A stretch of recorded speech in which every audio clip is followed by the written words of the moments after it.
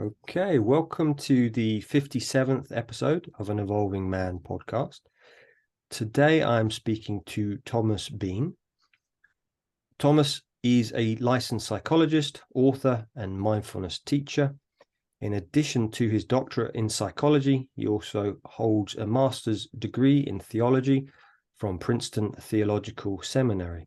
He is the author of numerous scientific articles and book chapters in psychology, especially in the areas of spirituality and addiction. He is the author of Mindful Recovery, Finding the Center Within, and Mindful Therapy. He is also the co-editor of Mindfulness and the Therapeutic Relationship. Welcome, Tom. Thank you. Yeah, thank you. Thank you. So, first of all, I'd like to say a big thank you to Paul de Blasi III for introducing me to you, and real appreciation to him. How I like to begin the podcast is I'd just like you to share some of your journey.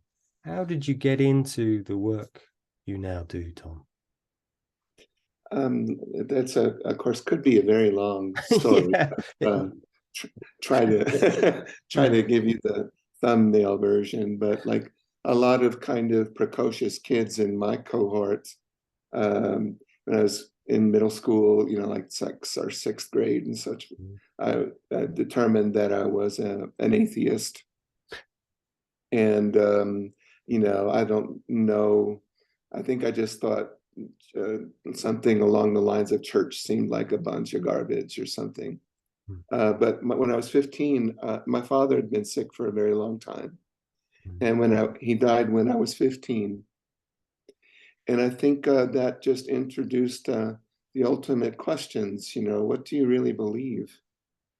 And I started reading, and the things I was reading included texts like the Yoga Sutra, Patanjali, and Bhagavad Gita, the Upanishads, a lot of Vedanta kind of stuff. And I was reading this, and it said, maybe this stuff kind of makes sense. I felt myself resonating a lot with what I was reading. And so I began meditating and putting that what I was reading into practice as best I could. And the world just blew up. I just started having visions. I was in a sort of euphoric mind state for quite a number of years after that. And boy, I wouldn't mind getting back there. Yeah. But the psyche brings you back into balance eventually. Like one who was the Jewish woman who was a great Buddhist teacher of meditation herself, Sylvia Boorstein, talking about this, and she said that she was getting depressed in her meditation, and she talked to a rabbi, an Orthodox rabbi in Jerusalem, who said, "Oh, I know what the problem is. It's too much bliss meditation." So I think wherever the psyche gets pulled too much in one direction, it's always that wants to bring us back to the middle. And so eventually, that happened, but it left an indelible fingerprint on my consciousness that this seemed like to be the most important thing in life, whatever else you're dealing with. That spiritual center seemed to be the most important thing. So even though I was reading all this Hindu and Indian kind of stuff, I decided to explore Christianity. And that was in part because there was such a deeply wonderful spiritual man at my local church, Methodist church. And he was, one of his parents was from India. He'd been, his parents, I think, had been British missionaries to India. And so he had this wonderful depth and these deep brown eyes, a real presence. So I thought maybe, well, if he could be a Christian minister, maybe I could too. And I remember like talking, just as an example, talking with him one night on the boardwalk, the night I was being ordained. His name is Rollo, and I said to him, you know, Rollo, I'm having this experience a lot lately of you know, Kundalini coming up the spine, and he just quietly said, "Oh yes, I have that all the time now." There was no hint of bragging or anything like that. But you know what I mean? He knew exactly what I was talking about, even though his framework was Christian. And it turned out he was also very psychological in his take on things. So that's kind of where I ended up. I did go into the church for a while, and you know, thought this would be a good way to kind of become a spiritual leader and teacher. The church really did not suit me for all kinds of things. That job actually has a lot to do with fundraising and, you know, running the annual chicken barbecue and things like this, which was not exactly the vision I had. So after trying that for some time, I realized this was not where I needed to be. And I went into psychology. And, you know, I still have that sense, being a psychologist, that most of what I do as a psychologist is a lot more spiritual than what I did as a minister, if you can believe that.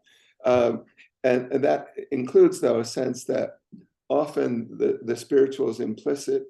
People may be agnostic or atheist or anti-religion or anti-spirituality, but even if it was not going on in any overt way, I felt these experiences as being a therapist were somehow deeply spiritual and more real than a lot of what I did as a kind of administrator of an organization called the church. And I still feel that way now that my books have been out for some time, and I've done things like this and radio and TV interviews and such.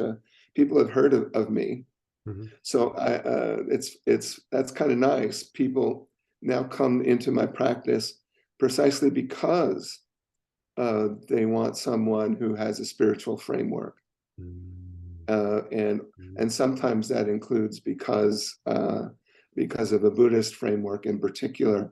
You know, Buddhism is cool now. So it attracts people now, and it doesn't seem to have some of the baggage that Western religion has. So I think if we were talking in the Far East, you know, Buddhism would probably have its own baggage there, just like Christianity and Catholicism and other Western religions do here. So I ended up coming back to that, and I ended sort of coming first full circle, as at some point I began to study Buddhist things in general. I was studying Thich Nhat Hahn in particular, who spoke to me, and went on retreats with him, actually got him to write a blurb for one of my books, which was a joyful day for me. You know, and since then, you know, branched out into Buddhism in general. But having sort of my spiritual birth in the East, this was like a homecoming. So some people, you know, who are Christians and are kind of dogmatic about it in one form or another, they may find that very strange. You know, that as though I rejected something to become something, which is not my experience of it all. It was more like Guru Jesus said, "Okay, I'm going to hand you over to my elder brother Siddhartha for a while, and and let him take you the rest of the way." So there was no contradiction in my terms. I'm still very deeply affected by Christian teachings as well. But you know, if someone asks, I say I'm a Buddhist because that's the center of my thought and practice. And people, you know, are more comfortable if they can put you in a slot, right? They just don't know what to do with you otherwise. So I say I'm a Buddhist and let people react to that however they want to react. But that's in a thumbnail. That's kind of how I got here. Thank you. Thank you. What a fascinating journey. Really Thanks. fascinating. Can resonate. Thich Nhat Hahn, while I was a monastic, I went to one of his talks. It was in Scotland, and because we were monastics, we got to sit down the front. It was kind of really lovely. I didn't meet him, but listening to him and his books have been instrumental in my life, especially. And his teachings are great, but more than his teachings, it was his presence. We just kind of passed the 1-year anniversary of his passing. But I think his presence was just so inspiring, as like no one else I'd ever been around, you know. So I didn't know him personally either, but I've been on retreats with him, and you know, had some conversations with some of the monks and senior students around him and so forth. So yeah, I still miss knowing that his presence is on the earth in that way. Yeah. What would you say is some of the key teachings that you got from Thich Nhat Hanh? The center of it is mindfulness, right? Center of it is clearly mindfulness, and mindfulness is what the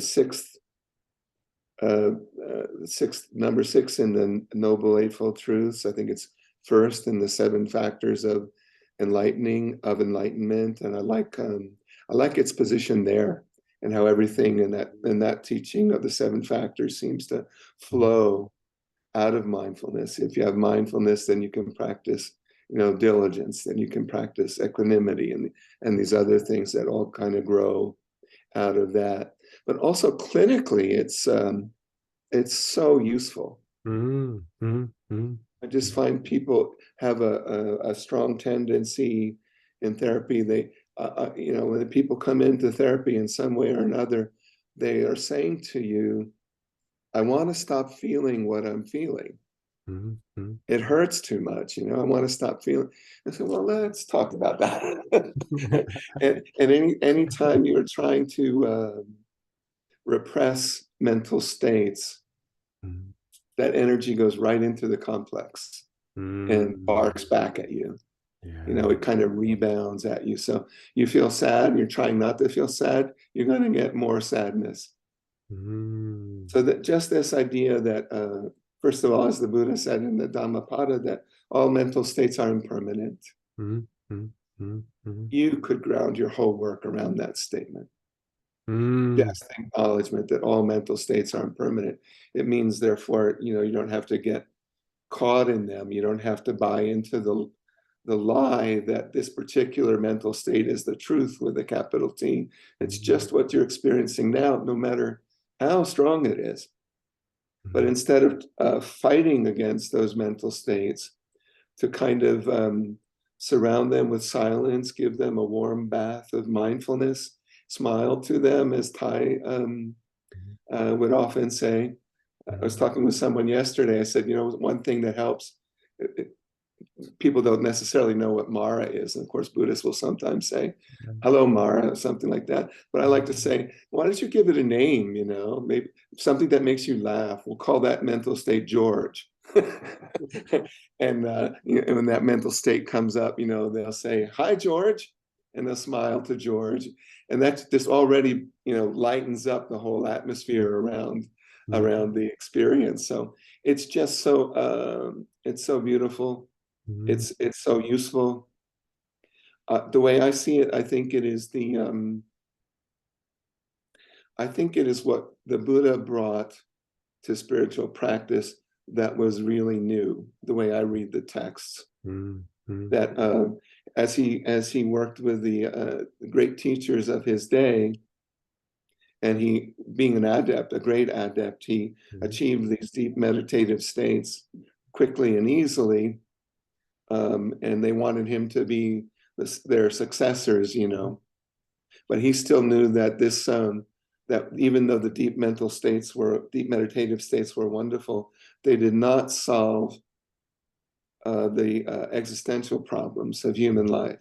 Mm. They did not tell people how to deal with their suffering. And was not enough. And so what I see in mindfulness is he realized that you've got to find a way to take those things off of the cushion and into daily life in some way.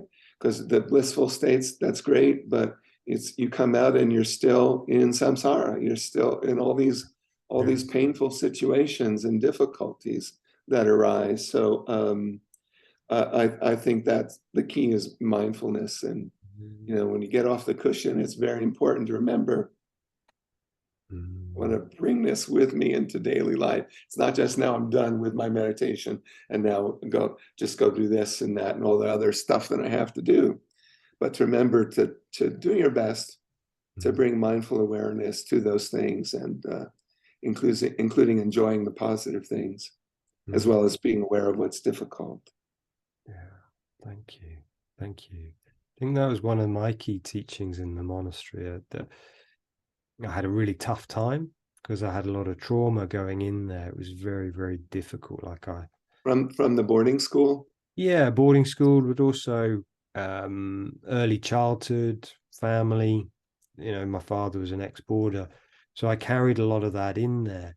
And at the beginning, I was having these blissful states, and it was like, seeing the nature of reality. And I go run into the abbot. I said, "You never guess what I've just seen. I've seen this. Wow, the intricate world." And he's like, "So?" And I'm like, "No, you don't understand." It's like, he's like, "So what? Right? Have you done the accounts?" I'm like, "What?" What does that matter, right? Yeah, but I was getting so attached to the bliss that when the negative stuff came, it's like, oh, I was so attached to that. It was like different side of the same hand. And so you've had that kind of experience too, yeah. But I forget what the Zen master is. Maybe you would know. I think it was a Japanese Zen master who's walking with his students up the mount. One of the students of his up a mountain, and the student had a kensho, and he was extolling, look at the trees, they're so beautiful, and the rocks, they're so rocky, and it was going on and on like this. And the master, was silent. And the student finally caught on to that. He said, well, isn't it true? Aren't these things amazing? And the master said, yes, they are amazing, but it's a shame to say so. Because you can be kind of milking it and trying to stay in a particular mental state instead of having this open flow of your consciousness and working with that, so whatever comes up is workable, and whatever comes up is really workable with mindfulness, even if it doesn't seem so at the beginning. Yeah, I think the teaching for me around the mindfulness of this too will pass. I learned to let go of those really blissful states, and as I did, I could then let go. What I started with is I was trying to let go of the really difficult states, but of getting attached to the really lovely. No, I just want to stay here. Oh, yes, absolutely. And I learned, as you said, can I just be aware of the bliss and the lovely states, and then be aware of the negative states? Right. And in psychology, I always see that we're more vulnerable when we're too high or too low. Staying more equanimous is really the place I want to live, and of course the bliss will come, and the sadness or anger or whatever will come too. But as much as possible to stay in that center state, I think, is a more reasonable kind of thing to aim at than always have the bliss, unfortunately. So I'd love us to segue a little bit into about the path to happiness. One of your books is about that, the Buddhist teachings on happiness. And I'd love you to share a little bit about how do we lead a more contented and happier life. That book, The Buddha's Way of Happiness, the Buddha said something like at one point that nirvana is the greatest happiness. Right? And so that was the inspiration for that book. I was going to write a book about mindfulness and depression, but I found that John Kabat-Zinn and some others had done this wonderful book, The Mindful Way Through Depression, and I read that and I said, no, I can't top that. So I thought, well, what am I going to do? I'll come at it from the other angle, you know, from the angle of happiness, given that statement of the Buddha. And then that publisher, New Harbinger, heard of me and contacted me and said, do you have any ideas for a book? Oh, it just so happens. So that was a great synchronicity too. But, you know, it's amazing how these teachings, you know, when you first are studying Buddhism, they seem like separate things. Like, oh, there's this and there's that over there and there's this. But as you study and practice more and more, they just become integrated like that. Like in your statement about mental states and impermanence, and mindfulness already is kind of implying that, you know. So as you get into the Buddhist teachings more deeply, it's like finding your way into a seamless garment. And it may be hard to find your way into it, but once you're in there, it all hangs together very nicely. You know, so it's just kind of taking those basic Buddhist teachings and trying to think about them very concretely and what they might mean to someone in the 21st century who is probably not a monk or a nun. You know, what we can learn from those and apply, with mindfulness again being the center of all of that. So thank you. What would you say if for someone who hasn't ever heard of Buddhism, or they've heard of it but don't know what the basic teachings are, what are they, Tom? The risk of being a broken record, I would come back to mindfulness as the center of it all, as I see it, and as Thich Nhat Hahn would well say. He'd say, you know, at one point I heard him say, if I believe in anything, it's mindfulness. So if letting go of Buddhism per se would bring greater peace into the world, he said he would let go of Buddhism. You know, so it's not this kind of dogmatic clinging to a path that you find in some other religions. I think most other religions. That's what impresses me too. So it's just bringing this attitude toward it. But I talk about, of course, things like the three Dharma seals, the Four Noble Truths, and try to unpack them in a way like this is how you can use them in your daily life. And when I've done a lot of the teaching and workshops I've led have been for therapists here and in Europe and Canada. And there, what I've done quite consciously is taken something like the Four Noble Truths or the three Dharma seals, have a meditative exercise of some kind for each one, so the person maybe gets a little bit of taste of what that truth is about, and then talk about its usefulness clinically. So like if you talk about the three Dharma seals, impermanence, in some versions of them, it's impermanence, non-self, and nirvana, or suffering in some traditions. But in Thay's tradition, the third is nirvana. I would say, so the idea of impermanence and applying like to mental states, really try to get this. Let's remind ourselves that the state is impermanent. Whatever state of suffering you find yourself in.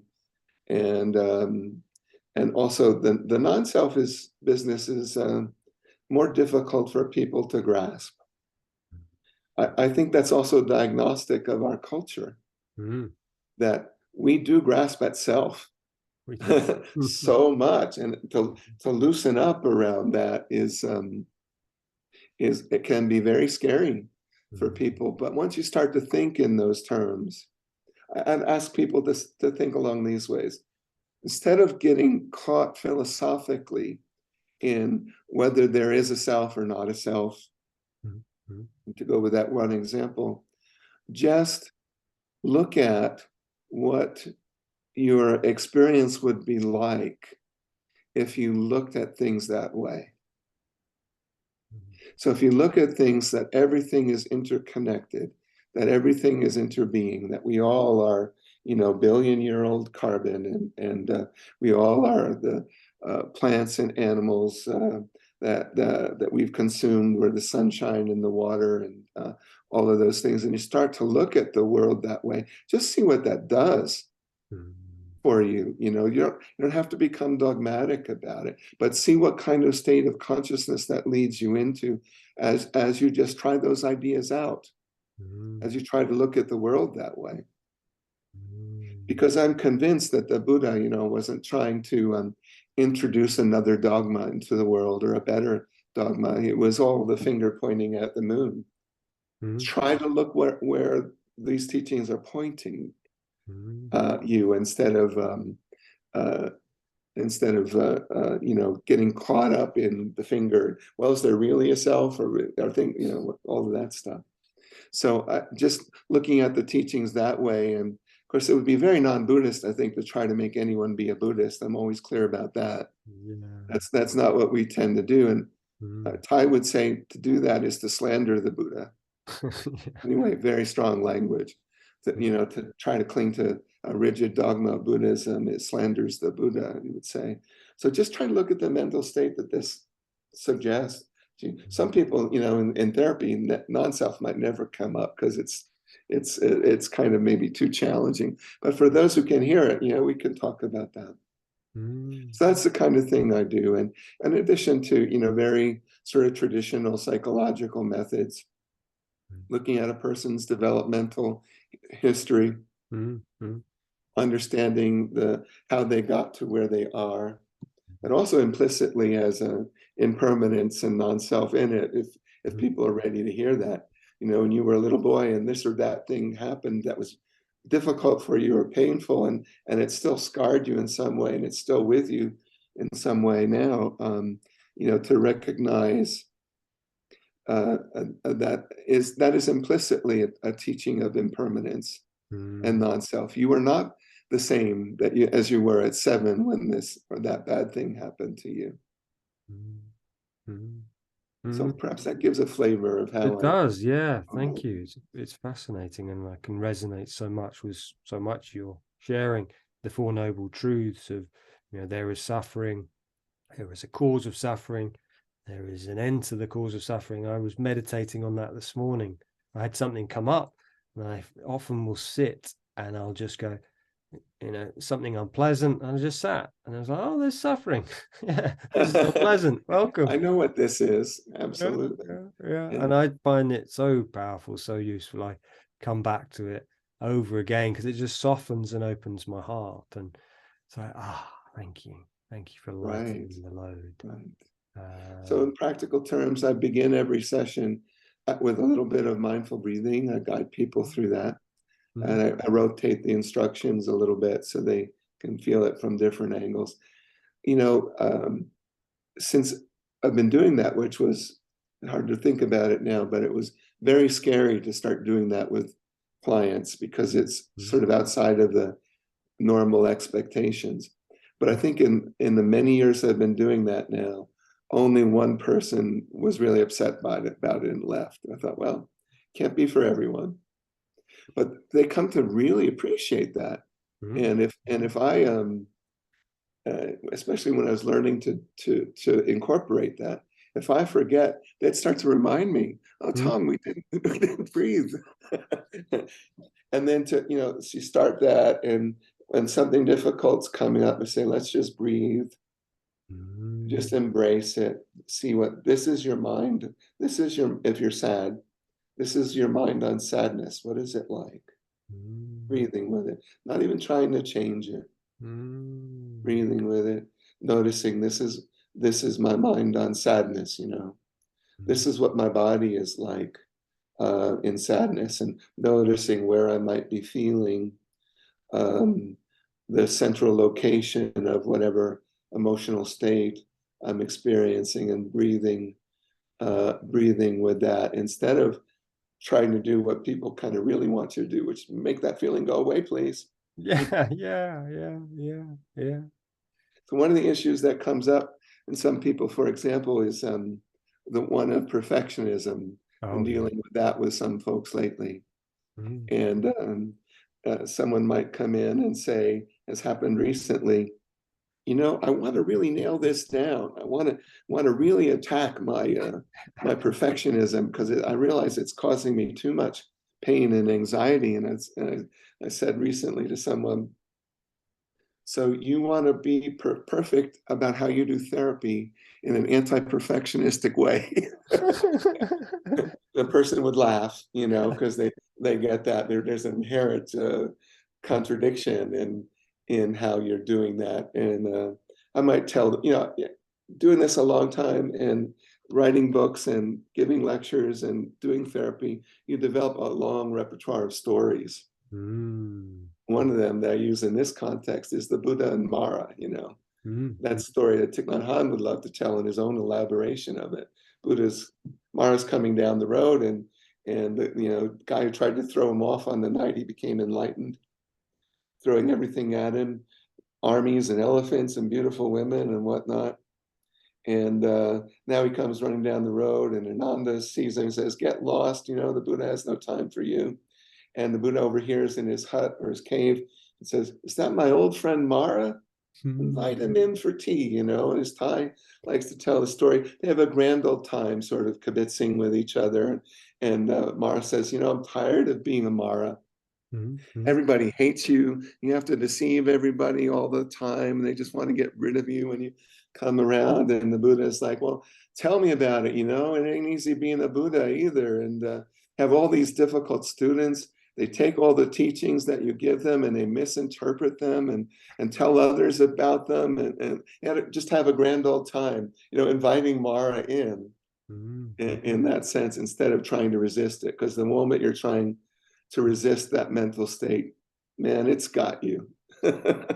What would you say for those who haven't heard Mara, the term Mara? What would you translate that as, Tom? If people have a Christian background, I might say he functions a little bit in India like Satan, the concept of Satan does in Christianity.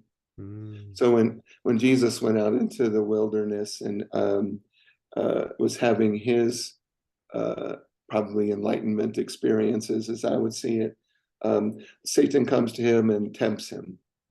Throw yourself off the temple, Ruth. If you're really the Son of God, then that'll be fine, and you can do that. Or command these stones to become bread, or whatever. Lots of really smart people have written about those temptations. But Mara is kind of the tempter. He's the one who tries to throw you off the path.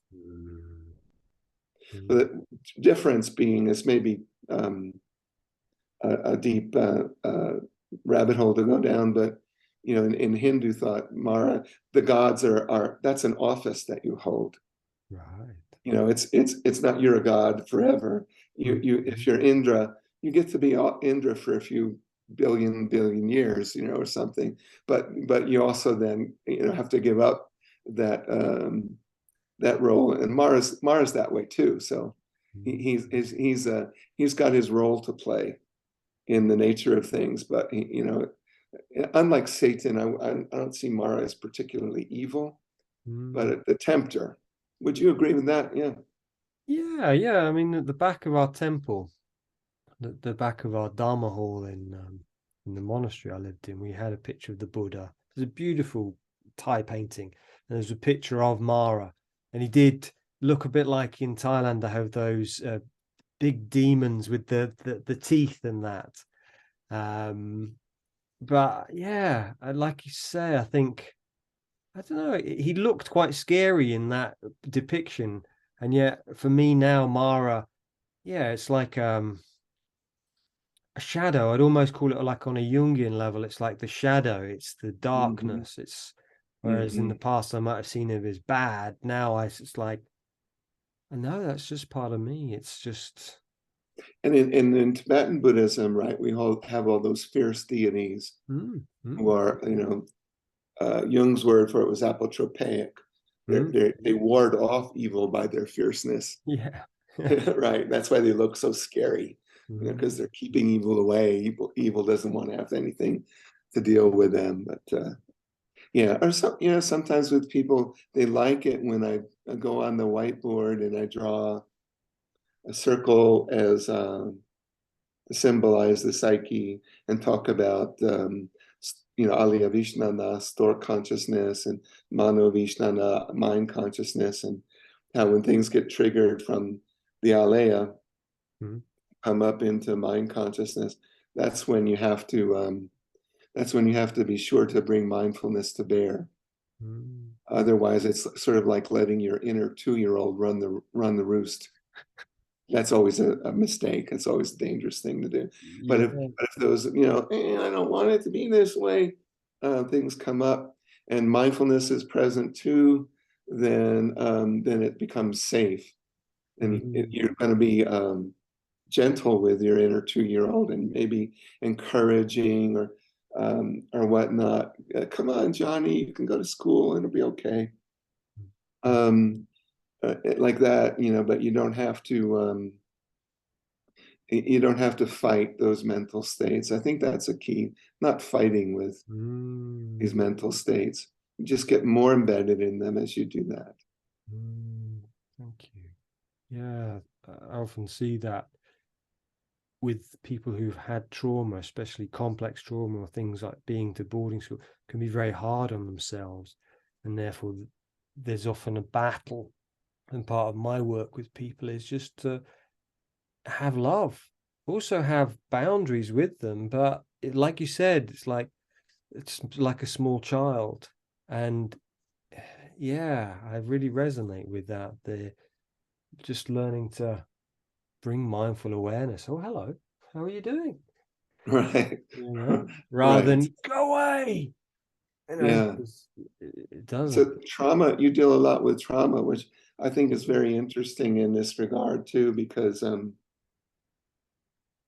I think the mind or the brain is normally very good at processing experience, even difficult ones, and with time putting them in perspective.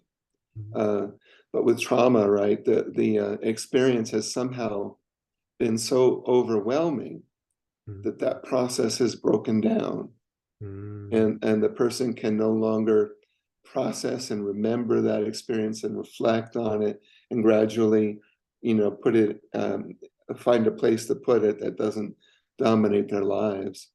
So when that happens, they're not if they have full-blown PTSD, they're not remembering, they're reliving those events. They're so caught up in them that it's like they're happening now. And so when you start to bring mindfulness in, that you create, first of all, a safe space, because the therapy room becomes a place for the practice of mindfulness. But then also, as you let them bring mindfulness to that experience, gradually the mind can metabolize even these very difficult experiences, and sort of put them in a proper perspective, so they're not reliving them anymore. Yeah, beautiful. What would you say with people who have dissociation, people who come to you, Tom, who've had bad trauma, or have had many instances where they have compartmentalized, but so much so, I think, as Bessel van der Kolk speaks about in his book Body Keeps the Score, dissociating. And I often see that with my clients. Or so you have like dissociative identity disorder? Yeah, it's like struggling to go, I have no idea what I feel.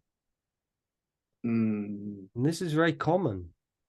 And I see that, in my opinion, many of our leaders who've been to boarding school have that. It's like the projection, like dissociation so much, they're projecting onto others, onto the people they're meant to be looking after. So I'd really love you to... You're not talking about like having multiple personalities. No, not multiple personalities, just dissociation in that I can't feel. someone says, well, what do you feel? And you go, well, no, what are you feeling? Yeah. One of my friends once saying the first time they meditated, the person says, well, just feel your legs. And my friend was like, oh, I can't feel my legs. Oh, wow. Yeah. Yeah. Well, a couple of things. I think we all, the name of all of us is Legion, right? Is that, if you know that story in the New Testament where Christ is casting out a demon, and the demons tell him, our name is Legion, for we are many. I think that's all of us. We all have a way to compartmentalize mental states, but but there are degrees of that become really painful and dysfunctional. But I think the therapy context itself, if people stick around, you creating an atmosphere in which they can gradually come to feel safe. And those shy forest creatures that our feelings are can begin to show themselves. So I wouldn't even, what your idea of trying to create bodily awareness is a good one, I think. But I wouldn't per se ask those folks, what are you feeling? Because then they don't know, and then they have a failure experience or whatnot. Feelings are such shy creatures. They come in their own way and go. Like you can be at a funeral where all the social cues, or a memorial service, all the social cues are teaching you this is a time to feel sad. And you might feel anything but sad, right? You might even find yourself making mental jokes or whatever, trying to hold that experience off in that way, perhaps. But they just don't come on demand, do they? So just creating a safe space where people can let them come up when they're ready to. So with processing trauma, where we do at our VAs here in the States, where they deal with veterans, they do exposure RVA, therapy. is that? And have to, What's RVA, please, Tom? so Veterans Administration, so the veterans hospitals. Veterans Hospital. Okay. The gold standard now is to confront those memories, and maybe in the context of a session, they purposefully bring them up several times in one session. It's effective. It also has a lot of dropouts, as you can imagine, if you've dealt with people with trauma. So I prefer the more slow, careful approach to always to make a safe space and allow those things to come up as people are ready to bring them up without trying to force them.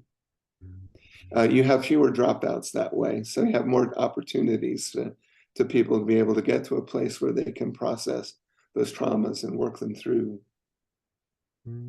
Thank you. That's great. Yeah. Thank you, Tom. I realize we've probably got about 15 minutes left, so time does go quickly. Yes. Yeah, one of the questions I had was, what are some of the Buddhist teachings that have had the biggest impact on you, Tom? I don't know what I could say beyond mindfulness, although I read in a lot of different spiritual traditions. Like I'm currently reading rereading some of the works of Meister Eckhart, who has once you pierce some of the Christian theological language and the scholasticism of his era in the 13th century, it resonates so well with Buddhism to me. So I read that. But when it comes to when I'm having, when I'm not feeling so centered or so happy in my life, I keep coming back to Thay's books and rereading them, because somehow it's his voice and the way he talks about things that always seems to open a door for me. So I think one of the practices that is important to me is reading, even if reading is not the end all of it. It nurtures a sort of attitude and mental state in me that then I can, if I'm in a place where I find things are unworkable, can read some of Thay's work, and it gets me to a place, oh, I can see how I can begin to work with this again, you know. So mindfulness, and I'll teach people to meditate. We start every session that way, sometimes without my ever suggesting it, that they should meditate. They start doing it spontaneously, and at some point I learned that. I think that's great, you know. I've never given them an assignment to go meditate, but because we do it for a minute at the beginning of a session, they say, oh, I like this, you know, and they start doing that spontaneously. I understand that in some Tibetan traditions, they don't have people sit for long periods of time right away, but they have them do short periods of meditation many, many times during the day. Right. Yeah. And I think that makes sense for a lot of people, especially in the Western world where we're so doing oriented, and or to try walking meditation if they want, if it helps them to be more active while they're doing that, to try that. Sometimes they've even gone outside with people and practiced that together, leaving the therapy room behind where we can see the trees and the sky and whatever. So it's those practices that really speak to me. Journaling is another practice. I like what I call inner guide journaling, where you may record the raw emotion, just get it out on paper and kind of vomit on into your journal. But then imagine that the Buddha or someone like that is listening to it, and write what he would tell you about it, what you imagine he would tell you about it. That's, I've always found very effective, even if at some point I might read those statements later and they don't speak to me. In the moment, they usually do. But it's also a matter of bringing all that undigested stuff into the space of talking it over with someone who's wise. And it could be the Buddha, it could be Jesus, it could be someone you don't know, it could be your teacher, it could be Ajahn Chah, it could be Thich Nhat Hahn, but just imagine what that person would say. And I very much like the idea of having a little time in the morning, whatever one can manage, to read, to meditate, to journal, or to do at least one of those things as a kind of basis. You know, and then during the day, you have something to try to go back to when you feel yourself getting lost. But for me, if I don't have that at the beginning of the day, it's too easy to get lost. And I know some people, it works differently. Maybe they like to meditate in the evening because they don't want to have to get up any earlier than they already have to do. And I sympathize with that. But for me, it's just nice if you have some kind of practice at the beginning of the day, and then you have a base, a home base to kind of come back to. So those are the things that I think are very helpful. Journaling as a kind of a mindfulness practice in itself, taking that from the Western psychological tradition, where what's his name, Pennebaker, in his book Opening Up, talks about that people who journal like that, like for 20 minutes once a day, they get about half the effect of psychotherapy from doing just that. Really? Wow. But I bring this, you know, this spiritual aspect to it. Imagine you're talking this over with the wisest person you can imagine, and write down what you think they would say. And that is almost always helpful. I don't think I've ever found it not to be helpful.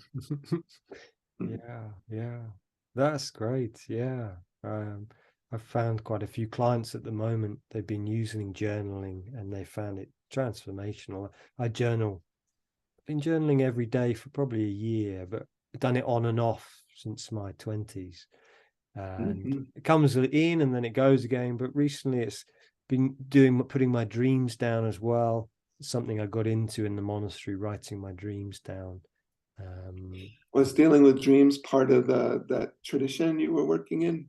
No, but one of the main supporters, not the main supporter, but one of the supporters I ended up doing psychotherapy with was a Jungian analyst who'd worked with, I believe, worked with Jung, but so she was very much into dream work. And that for me, because I'd so dissociated, couldn't cry, doing the dream work, I started to cry again. It opened up my unconscious, and in a way that nothing else had. I'd done lots of psychotherapy before that, but that was like, whoa, here I am. Right. And I've been doing that practice recently with my dreams, is just connecting really, especially if I've had really positive dreams during the day, just really feeling them, just feeling Yes. that really heart-centered. And it's been, yeah, really lovely. So Yeah, dreams are a really powerful door, and I work with those quite a bit, off and on. But ever since when I was in seminary, I got a cool professor to allow me to do a paper doing a Jungian analysis of my own dreams. So that was a fun semester. I was reading Jung stuff on dreams, and I was interpreting that. So it started there. But there are to do Jungian work, you have to have this, like Jung himself did this, really encyclopedic knowledge, be able to amplify the symbols that come up in dreams. So I don't always know enough to be able to do it that way, although I can talk about some archetypes that come up or whatnot. But a really interesting way to work with dreams, I find, is Gestalt work with dreams. In Gestalt, you have people tell you the dream, and then you take maybe another character. So there's the dream ego, the main character, yourself in the dream, and then there maybe is some opposition, an antagonist in the dream. And I say, well, now tell me the dream from the perspective of that person. Yeah. Well, that's harder, right? And they have to do it in the first person. So I really hate Tom, and I really think he's a jerk, and I want to get whatever the content of that is. But that's incorporating shadow, right, and opening up that door where someone can be blocked.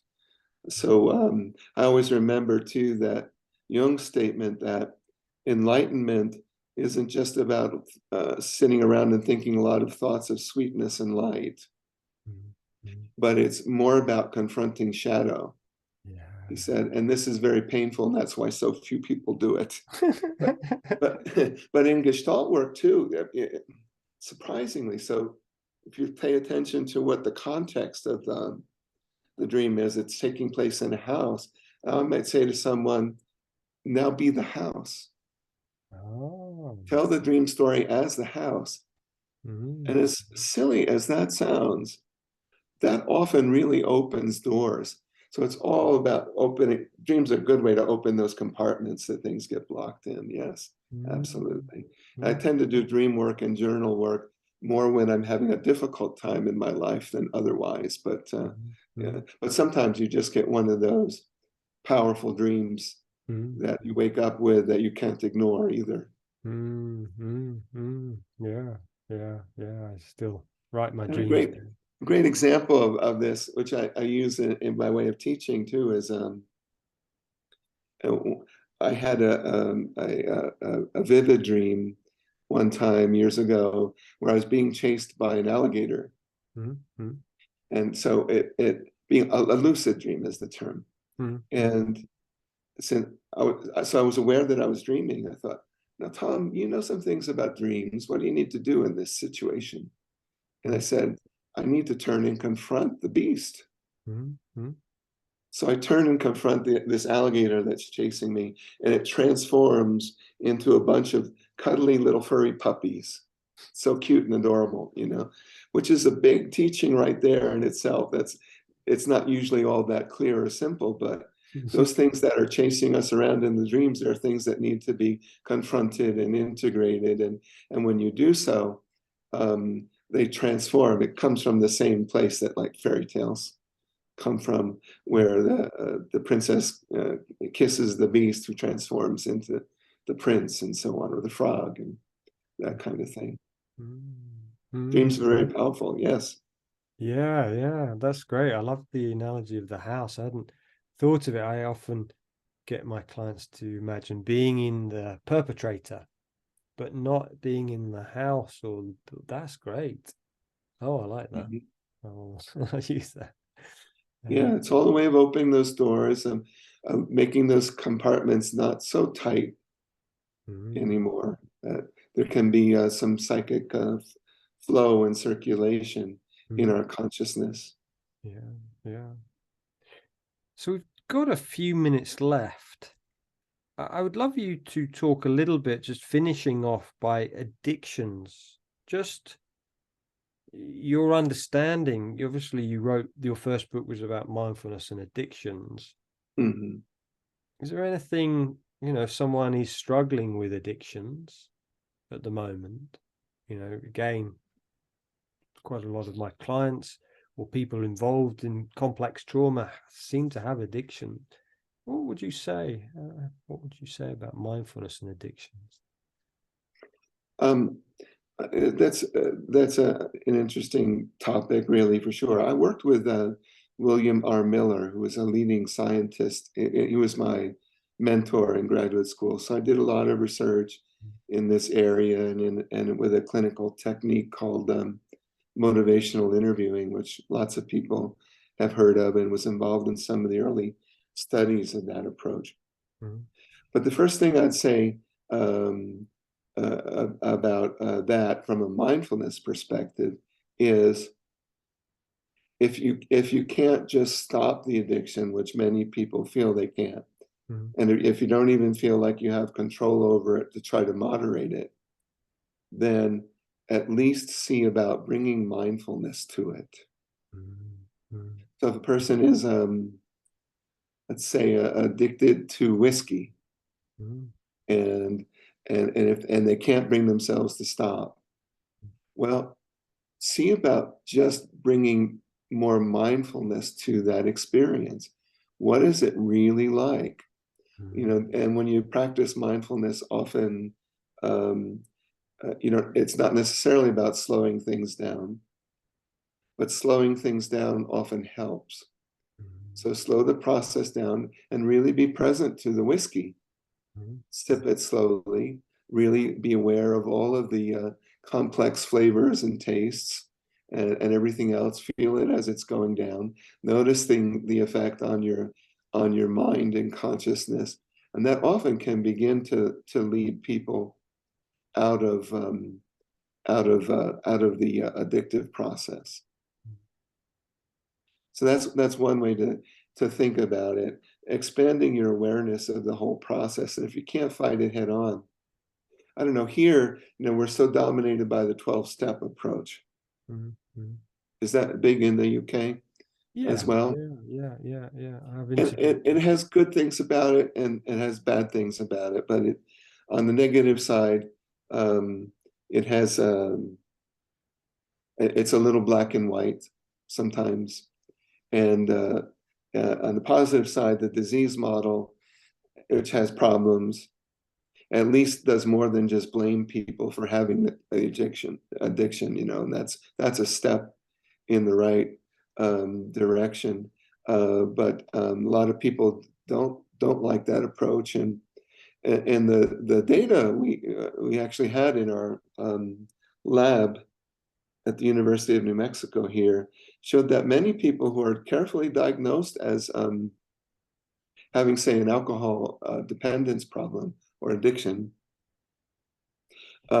many people do succeed in moderating those behaviors, and they Mm-hmm. bring their drinking down to a level that they're okay with. And this is not, for example, that's not the 12-step idea necessarily. One drink, one drunk. I think it's more complicated than a lot of those slogans are. It's helpful for some people, especially for the group support. That's the thing.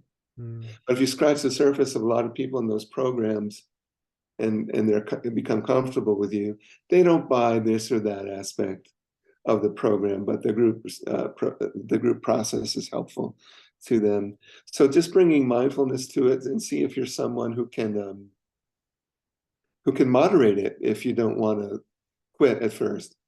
And then as a therapist, if that's their goal, I work with them on that. Mm. And one of two things will happen, right? They'll either be successful at moderating, which is fine. They've brought it down to a moderate level, one that they're happy with, that's going to do less damage, and so forth. It's the harm reduction model, really, that I subscribe to. And some people find they can't do it at all, and then you go back and you say, well, let's renegotiate the goal, because for some people, abstinence is just easier than trying to control it or moderate it. Then let's work on that. But I don't set the goal for people. I allow people to set their own goals. We work with them toward those goals.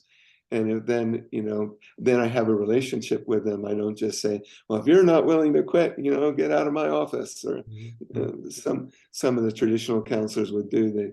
They would say, I'm not even going to work with you until you stop drinking, which is always like backwards to me. Like, once your cancer is gone, then I'll give you some treatments. It's kind of crazy.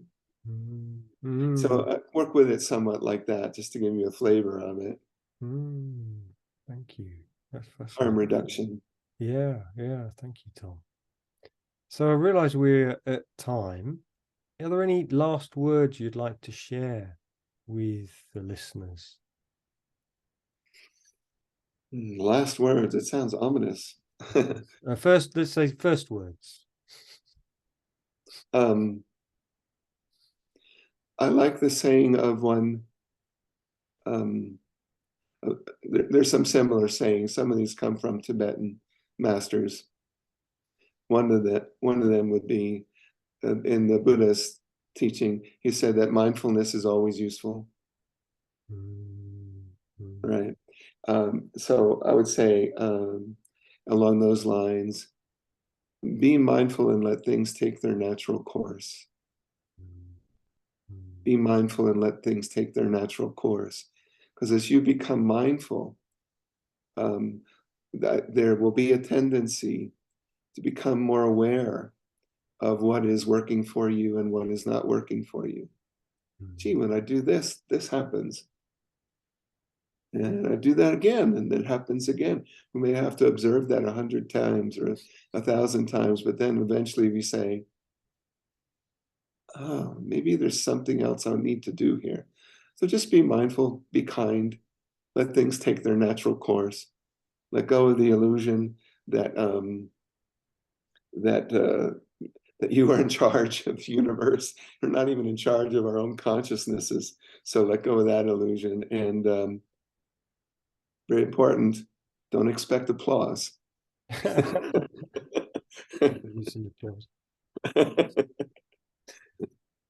Well, thank you so much, Tom. And I put in the description your website, Mindful Psychology. So if you'd like to reach out to Tom, please do.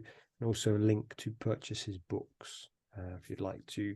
Super, thank you. Some of his books. But thank you so much for your time today. It's been a real pleasure. And yeah, I've been excited to speak to, I'm fascinated by Buddhism and psychology, and you're the first person I've spoken to around Buddhism. So I'm like, wee! Exciting. It's such a psychological path, isn't it? Inherently. Yes. Very nice talking to you, Piers. Yeah, lovely to speak to you too. Okay, take care, Tom.